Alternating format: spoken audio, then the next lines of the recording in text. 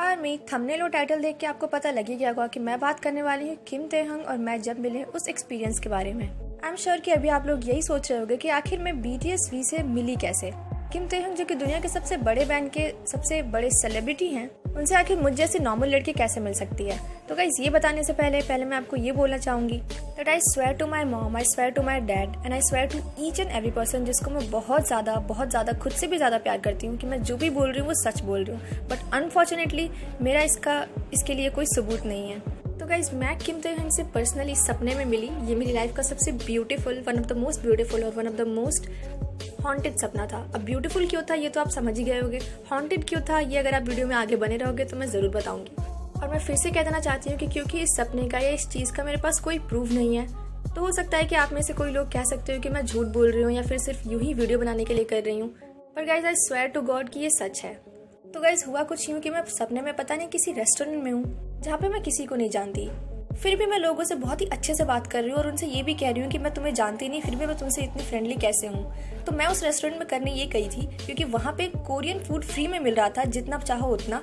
तो इसलिए मैं बहुत खुश थी और सोचा कि आज तो सारी ही कोरियन डिश को मैं चख लूंगी। अब खाने तो मैं वहाँ कोरियन डिश गई थी, लेकिन खा मैं पिज़्ज़ा रही थी। अब ये मुझे समझ नहीं आया कि जब वो कोरियन रेस्टोरेंट था तो आखिर मैं पिज़्ज़ा कैसे खा सकती थी।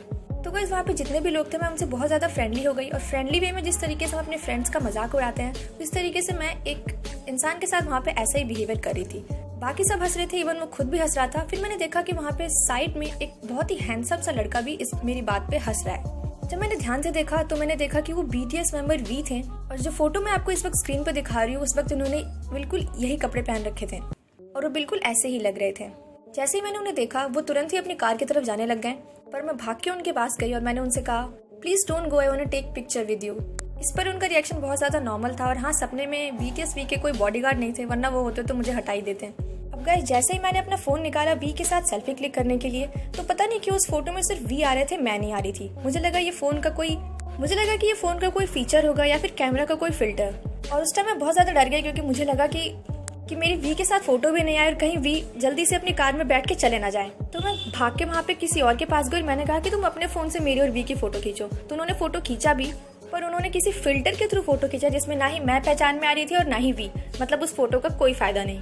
मैंने उनसे कहा भी कि कोई अच्छा सा फिल्टर यूज करो जिसमें हम दोनों सुंदर नजर आए लेकिन हमें पहचान में तो आए, लेकिन ऐसा कोई फिल्टर उनके फोन में था ही नहीं, पता नहीं कैसे। सो डरते डरते मैं किसी और के पास गई जिसके पास एक नॉर्मल एंड्रॉइड फोन था, मतलब ऐसा फोन जिसमें कोई फिल्टर नहीं था। मुझे लगा कोई बात नहीं, कम से कम नॉर्मल कैमरा से ही फोटो आया, पर फोटो आए तो सही। और ये जो इन लोगों के पास मैं भाग भाग के जा रही हूँ, मैं V का हाथ पकड़ के जा रही हूँ ताकि वो भाग के अपनी कार में बैठ ना जाए। सो फाइनली गाइज हुआ ये कि उस बंदे से जब मैंने कहा कि प्लीज मेरी और V की फोटो लो, तो वहाँ पे 3-4 लोग और भी आ गए और हम चारों की उस बंदे ने फोटो ली।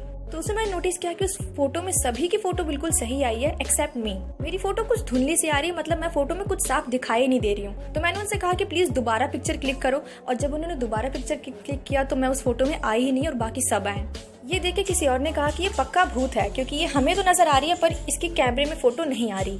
मुझे अपने सपने का ये सीन बहुत ही अच्छे तरीके से याद है कि ये सुनते ही बाकी सारे लोग वहाँ से भाग गए एक्सेप्ट V, वो वहीं खड़े थे और सबसे ज्यादा शॉक मैं हो गई थी।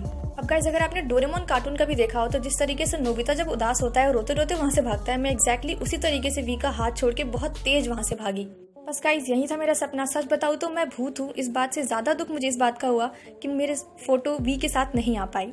और मैं सच बता रही हूँ कि उस टाइम पे मुझे ये भी रियलाइज हुआ कि मैं दुनिया की फर्स्ट गोस्ट BTS आर्मी हूँ। सो गाइस यही था मेरा सपना। मुझे समझ नहीं आ रहा ये सपना अच्छा था या बुरा। मुझे अभी भी अपनी आंखों का वो सीन याद है जब मैं वहाँ से भाग रही हूँ, बाकी सारे लोग मुझसे दूर हो रहे हैं पर V वहीं पे खड़े थे। आई डोंट नो आप में से बहुत सारे लोगों को ये लग रहा होगा कि मैं ये झूठ बोल रही हूँ, बट आप सभी को पता है कि सपने का कोई प्रूफ नहीं हो सकता। लास्टली गाइस मैं यही बोलना चाहूंगी कि जैसा मैंने सपने में देखा ऐसा मेरे साथ बिल्कुल भी ना हो। बस मैं एक बार मरने से पहले BTS के मेंबर से जरूर मिल लूँ। मैं आपको इस वीडियो में लाइक और सब्सक्राइब करने के लिए नहीं कहूँगी because this video is all about hot to hot.